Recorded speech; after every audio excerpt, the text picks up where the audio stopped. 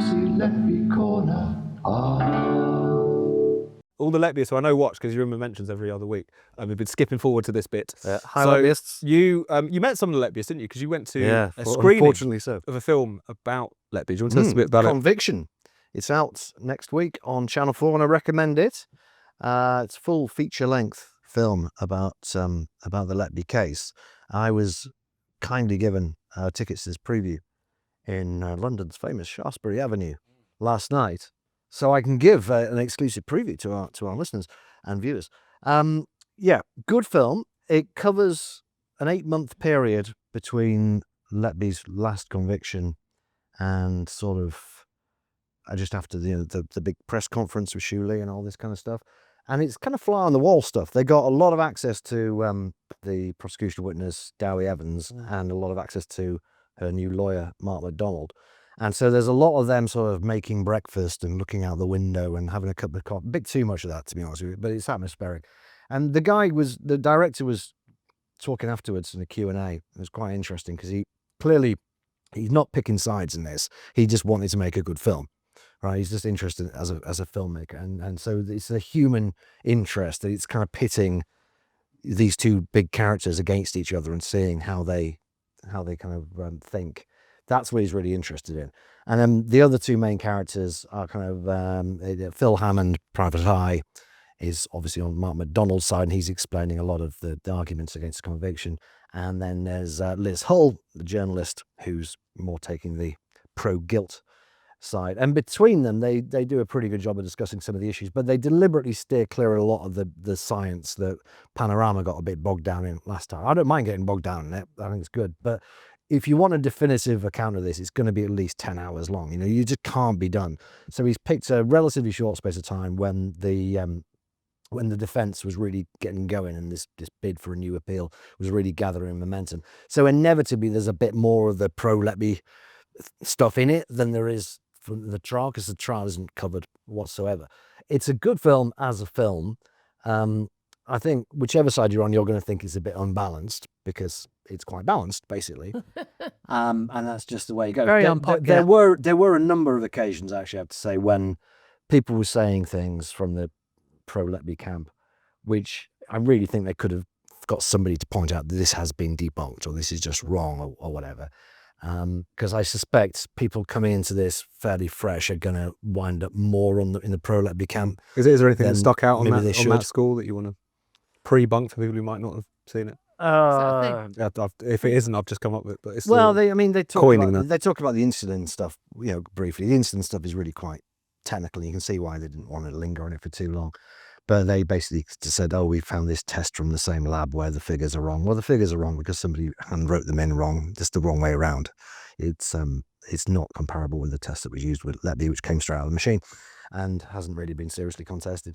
So that's why they didn't get into it, right? Because it's quite boring. This is what I mean. They're interested in having Isn't this the issue? And everything that you've debunked a lot of these things, you've talked about how they've been debunked, is that virtually every claim that's been made is something that was brought up at the original trial, certainly the bigger first trial, involving an awful lot of alleged murders and attempted murders. Yeah. And it was brought up, discussed, dealt with by by prosecution and defence, and then looked at by the jury, and then move on. And again and again, and people say, we've got something new. There's got something new. No, already discussed, already talked about, already discounted. And Liz Hull does make that point about a lot of the Shuley stuff, but I think it's not really hammered home very much.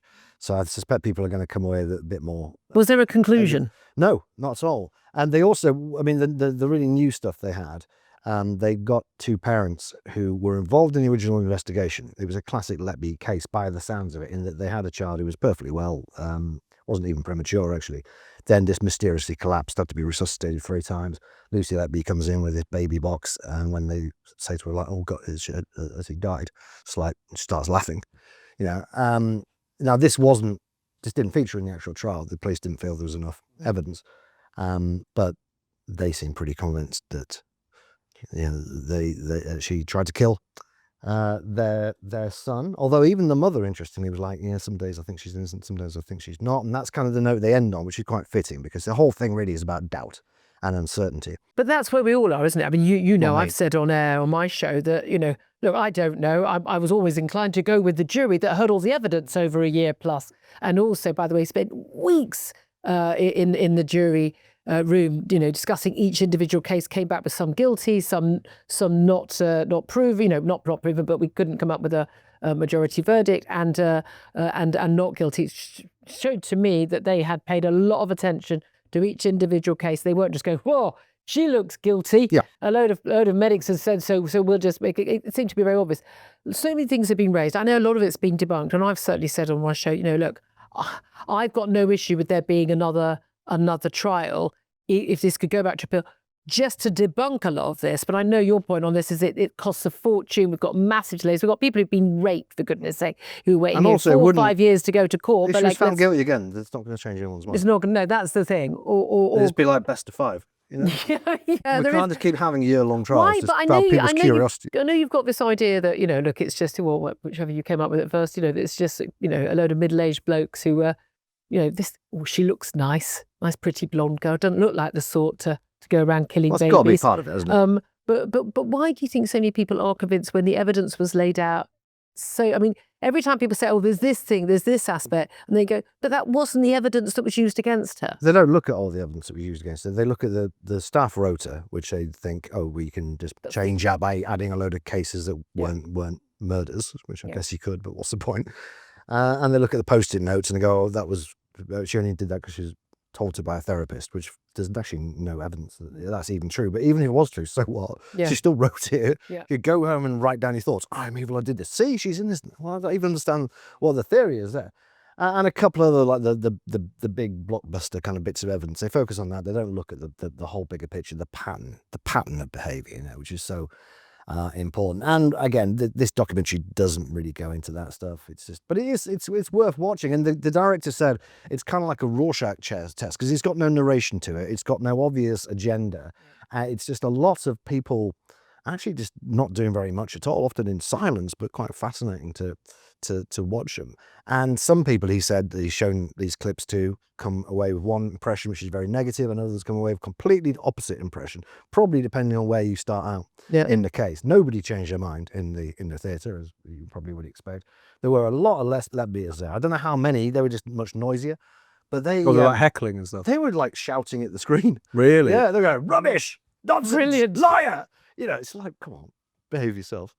But there was a lot of that. There was also a lot that person under the new law. There was a lot of insane cackling, and sort of jeering. Really, I didn't join. Maybe they should play. I thought about I should start booing. Yeah, so like Dowie Evans come on screen, they're like, yeah, no, it really was. I remember just laughing at him in this mental. But they should play it in Lucy Letby's prison, shouldn't they? I mean, the thing I think to remember all this, and I know we sort of kind of make light of it. I know I listen to the podcast every time it's on, and just sort of like, I understand we shouldn't be laughing about this. We are talking about dead babies and babies that almost died. And this is the worst thing that could happen to any parent.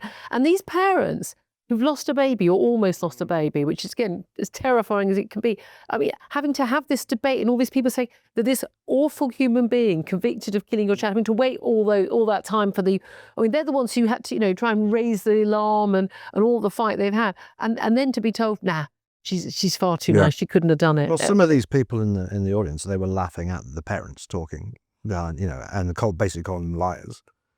Oh my God! No, some of them are pretty disgusting people, quite honestly. And you go in the cinema with them, and you can almost smell the mental health issues. You can certainly hear them because of this. I say this insane cackling that they engage in to encourage each other. Which is why, as we always stress, this isn't so much Lucy Letby Corner as it is kind of Letbyist. Absolutely, because they are the target of. You are the target. What other things are Lettbyists obsessed with? Because people who have a very strong viewpoint on one thing often have the kind of, like the Venn diagram of their interests and their causes. Well, to be honest with you, Julie, it's lockdowns. What else is in that circle? Lockdowns. Yeah, afraid to say. Oh, well, yeah. What else is it? Is anything that they feel strongly about evidence-based? I wouldn't have thought so. It's a bit, to be honest, it's a bit of a mixed bag. I was sat with Felicity Lawrence last night, who's the Guardian, semi-retired now. She's quite a nice person, a little bit loopy when it comes to Letby. But a lot of people at the Guardian got into this. It's neither a right wing thing or a left wing thing. You have people who are you got big Palestine flags and the thing. Of course, other people who completely. It's probably an Israeli conspiracy. Well, no, you got the pro-Israeli people. It really seems to cross all known, political barriers, I would say. The main thing they have in common, as with most conspiracy theories, it's rather inadequate people looking for a way to feel cleverer than experts. Wouldn't it be interesting if she came out and said, "Yeah, I did it, and here's the other 300 I tried to kill as well"? They look a bit stupid. I would love that to happen, but I don't think it will happen while the parents are still alive. Maybe if this ever dies down, I don't think she'll happen. And she didn't choose to give evidence in her own defence either. I mean, no, she did. She did. Didn't she? She had to face some cross-examination, but did she actually give? She barely said anything. No, she did 3 weeks of 3 evidence. weeks, did she? Yeah, she did. She was the only person she really put forward apart from this plumber. And I think she must have thought, I can sweet talk the jury.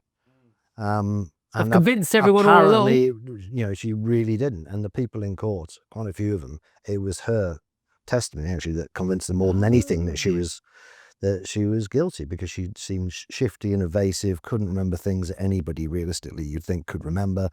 And their best defence from Letby is, she was on heavy medication or whatever. Yeah.